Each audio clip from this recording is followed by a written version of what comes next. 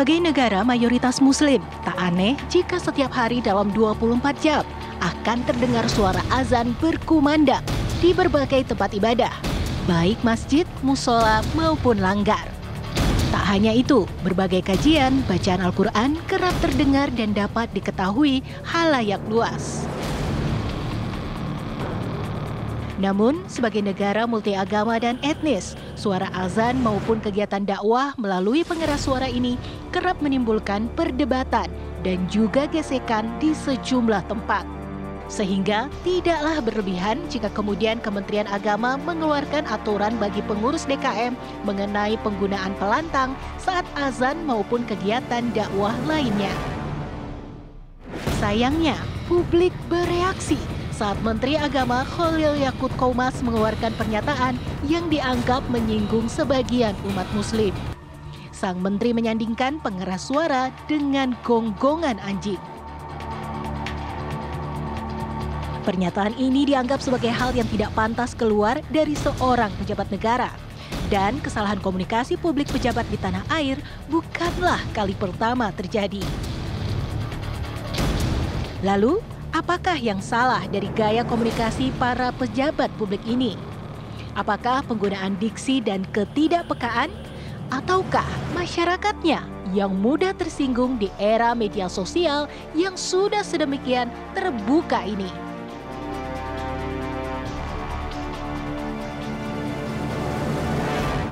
Sampai dengan hari ini sudah menggema di Twitter pemirsa terkait pernyataan Menteri Agama yang kemudian memberikan perumpamaan suara atau juga pengeras suara di masjid dan juga musola dengan gonggongan anjing.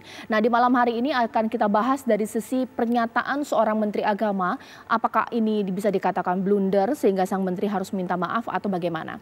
Di studio TV One ini sudah hadir Mas Roy Suryo yang berencana melaporkan hal ini ya, tapi nanti saya tapi nanti saya akan tanya nanti bagaimana perkembangan terbarunya ya. Oke, apa hasilnya? Selamat malam Mas Roy, dan saat ini saya juga sudah melihat sambungan saya dengan narasumber saya yang lainnya, mulai dari Bang Effendi Ghazali, pengamat komunikasi politik di sini. Bang Ege, selamat malam. Malam Caca, selamat malam Bang Roy Suryo. Siap. Sehat selalu. Dua pemuka agama di sini, Pak Kiai Marsudi Suhud, Pak Amir Syah Tambunan. Selamat malam, assalamualaikum warahmatullahi wabarakatuh.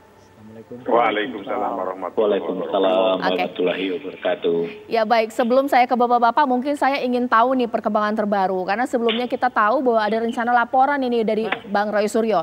Ya. Berhasilkah melaporkan hal ini atau bagaimana? Bukan masalah berhasil atau tidak. Ya. Jadi saya melakukan ikhtiar untuk melaporkan itu karena memang semenjak semalam kan banyak sekali kegaduhan yang terjadi. Dan banyak sekali menanyakan ke saya, benarkah video yang viral itu asli atau tidak? Sesuai kompetensi saya menelitinya. Karena kan ada yang bilang itu kan pakai masker. Siapa tahu tuh editing atau ada dubbing. Setelah saya teliti, semuanya memang asli. Sekali lagi, 100% asli tanpa rekayasa. Ya, jadi tidak ada potongan, tidak editing. Jadi itu dalam satu kalimat yang utuh. Mulai tadi kata-kata ada gonggongan anjing tadi, ya, sampai kepada ada kata-kata musola dan kemudian masjid. Meskipun tidak ada kata-kata azan. Ya, jadi saya bicara apa adanya. Dan apa yang terjadi, kemudian semalam saya juga berkonsultasi dengan salah satu sahabat saya, penasihat hukum, Mas Pitra Romadoni, yang kemudian yuk kita sampaikan laporan saja Bang kalau gitu besok pagi. Nah, artinya hari ini kita laporan. Nah, saya kemudian menyampaikan ke teman-teman, kami tadi sudah berikhtiar ke Polda Metro Jaya. Memang kemudian setelah hasil konsultasi, ya kami disarankan untuk tidak melapor di Polda Metro Jaya. Yeah. Karena lokus deliktinya bukan di Jakarta. Jadi ya itu kan dengan bahasa lain kami ditolak gitu kan gitu. Dan kemudian disarankan lapor ke Bareskrim lah atau kemudian karena ini pasalnya kurang tepat lah atau apa gitu ya. Jadi ya sudah, artinya saya kemudian menyerahkan inilah kondisi hukum kita sekarang.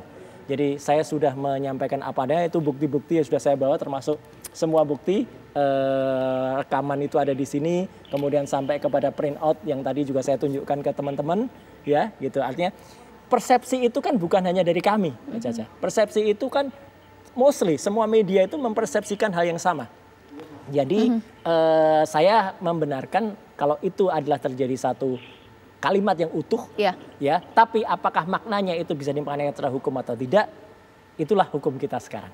Gitu. Jadi intinya memang laporan saya tadi belum berhasil. Ya, saya secara pribadi mohon maaf kepada teman-teman yang mungkin menaruh ekspektasi yang sangat besar, ya. Tetapi ya itulah sekali lagi saya siap membantu kalau misalnya ada pakar hukum lain atau ahli hukum, ya tadi ada juga yang sudah kontak saya, kemudian bisa meneruskan ini. Mungkin saya ke Bang Ege terlebih dahulu, karena saya berusaha untuk bersikap netral di sini, karena bukan sekapasitas saya untuk menjudge. Kalau dari Bang Ege sendiri sebenarnya wajarkah dengan pernyataan ini sontak bergema di Twitter, Bang Roy Suryo berencana untuk melaporkan, banyak yang merasa tersinggung, karena ini pernyataan keluar dari Menteri Agama, Bang Ege? Ya, saya sudah pernah membahasnya khusus pada dialog Indonesia Bangkit pada waktu ulang tahun TV One. Sebetulnya itu yang menjadi dasar supaya kita bisa melihat ini secara objektif sama-sama ya Caca ya dan para pemirsa.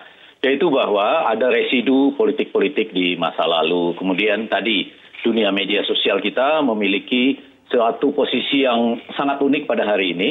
Dan biasanya itu selalu dikaitkan dengan ada soal ketidakadilan, kemudian transparansi atau tidak, ditambah lagi dengan beberapa isu yang tidak berdiri sendiri. Sebagaimana kita ketahui ada isu minyak goreng, ada jaminan hari tua, ada soal IKN, dan ditambah lagi pemilu ditunda 2 tahun dan sebagainya. Nah tetapi kalau mau kita objektif saja pada malam ini, Caca dan para pemirsa serta Bang Roy Suryo, saya mau membedakan apa yang diucapkan oleh Bapak Menteri Negara kita dengan surat edaran nomor 5 tahun 2022 itu dalam 2 konteks.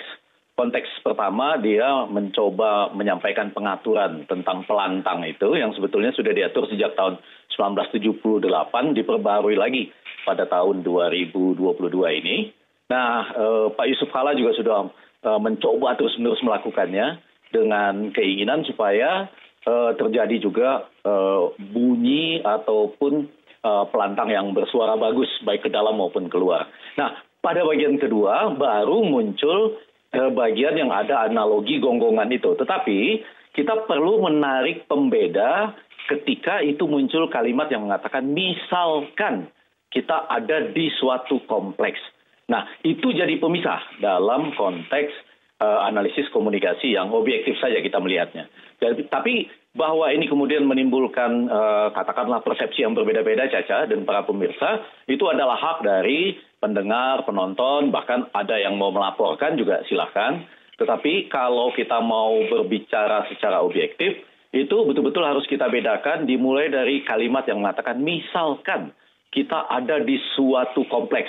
Nah itu dia menjadi sesuatu yang bisa tetap dihubungkan dengan bagian yang pertama, tetapi bisa juga menjadi sesuatu yang memutus. Karena begini, kalau saya kebetulan dulu belajar bahasa Indonesianya, Mas Bang Roy Suryo, kalau di FISIP itu, jangan-jangan Pak Menteri juga sama, itu dengan Bapak Goris Keraf.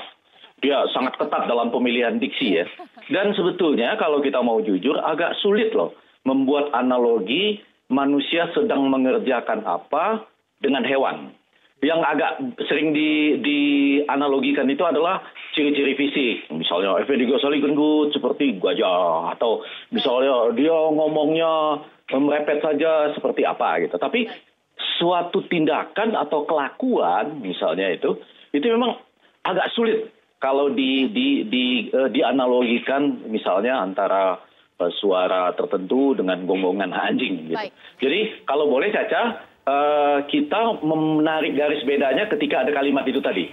Misalkan ada di suatu kompleks misalnya. Tapi persepsi tetap boleh loh. Tetap boleh dihidupkan untuk dilapor dan sebagainya. Ada Mas Roy Suryo memang. Oke. Baik, kalau begitu begini. Anggaplah bahwa kita menggunakan 2 pandangan atau 2 paradigma yang berbeda. Bahwa tidak dilekatkan dalam satu kalimat, sekarang saya ke Pak Amir Syah Tambunan, ataupun memang kalaupun tidak dilekatkan tetap punya keterkaitan karena dalam satu sampaian. Dari MUI sendiri atau Pak Amir Syah sendiri merasa bahwa tepat tidak sih hal ini disampaikan oleh seorang Menteri Agama? Ya, terima kasih Mbak Caca, para pemirsa yang dimuliakan dirahmati Allah. Pertama tentu kita menyesalkan pernyataan ini keluar dari seorang tokoh publik, apalagi Menteri Agama Republik Indonesia. Kenapa? Karena beliau sendiri baru membuat satu edaran. Yang edaran itu tujuannya untuk ketertiban, ya, pengaturan suara. Ya, nah itu pertama. Dan yang kedua, tinggal bagaimana menyosialisasikan peraturan tersebut. tentu diperlukan keteladanan contoh apa yang dimaksud dengan surat edaran tersebut. Tapi poin yang kedua yang jadi soal adalah justru seperti yang sudah kita saksikan menjadi kegaduhan di tengah-tengah publik, ya ungkapan yang memisalkan, ya seperti kata tadi ada seperti di Komplek ada perkataan kata-kata anjing misalnya ya. Nah ini kan dua diksi yang di satu sisi ingin menertibkan satu situasi di mana pengeras suara sebagai alat untuk beribadah yang tertib, yang tenang dan teratur. Tapi kemudian poin yang kedua ialah justru menimbulkan kontraproduktif, ya. Karena kontraproduktif, maka menurut hemat saya ya ini harus dilakukan ralat atau pernyataan maaf supaya apa? Supaya jangan terus-menerus menimbulkan kegaduhan. Masyarakat kita ini, seperti kata Mas Effendi tadi, sudah begitu banyak beban yang begitu menghadapi pandemi COVID, minyak goreng dan lain-lain. Jangan lagi berita-berita ini digoreng, ya. Baik. Karena berita ini kalau digoreng lagi, ya saya kira membuat masyarakat semakin semakin kurang tertib nanti. Nah, karena itu bagi saya, ya supaya apa yang diatur dalam panggilan suara azan, panggilan suci, panggilan untuk mengajak manusia beribadah itu adalah mengubah tata perilaku manusia untuk lebih baik lagi. Nah, karena itu harus diiringi dengan perkataan perbuatan yang baik. Bukan justru sebaliknya. Begitu Mbak Caca. Baik, sekarang saya ingin ke Pak Kiai Marsudi Suhud mewakili NU di sini. Karena Pak Amir Syah Tambunan mengatakan ini kontraproduktif, Pak Kiai. Ya, saya ini atas nama orang NU saja, yang intinya saya melihat bahwa tujuan Pak Menteri menyampaikan atau membuat suatu aturan itu adalah untuk agar orang tidak terganggu, orang bisa nyaman ketika ada suara azan atau suara baca Quran, sholawatan di masjid. Itu tujuannya itu yang saya tangkap. Namun ketika Pak Menteri kemudian membuat sebuah contoh kalimat-kalimat seperti anjing menggonggong, itulah yang memercik polemik atau pemahaman yang kemudian pemahaman itu mungkin tidak sama dengan apa yang dimaksud dengan orang yang mengatakannya, yaitu Pak Menteri itu sendiri. Kalau tujuannya, saya yakin bahwa tujuan Pak Menteri itu adalah baik. Namun kalimat atau diksi yang dipilih yang kemudian menjadi kontroversi, yang kemudian membuat gaduh di masyarakat. Nah, situasi yang semacam ini sesungguhnya tidak hanya Pak Menteri Agama, siapa saja, terpenting itu membuat kenyamanan, jangan kegaduhan, sebagaimana tujuan kenyamanan ketika mengatur pengeras suara di masjid dan musola. Itu intinya saya lihat begitu. Jadi pancingannya dari kalimat anjing menggonggong itu, pancingannya yang membuat gaduh. Baik. Terima kasih Pak Kiai. Nanti saya juga akan tanya, karena kalaulah memang Pak Menteri ingin mengatur terkait toa karena dianggap mengganggu. Nah, kalaulah pernyataan dari Pak Menteri dianggap mengganggu karena buat gaduh, haruskah, tepatkah untuk diklarifikasi atau minta maaf lah seperti itu? Sesaat lagi di Apa Kabar Indonesia Malam.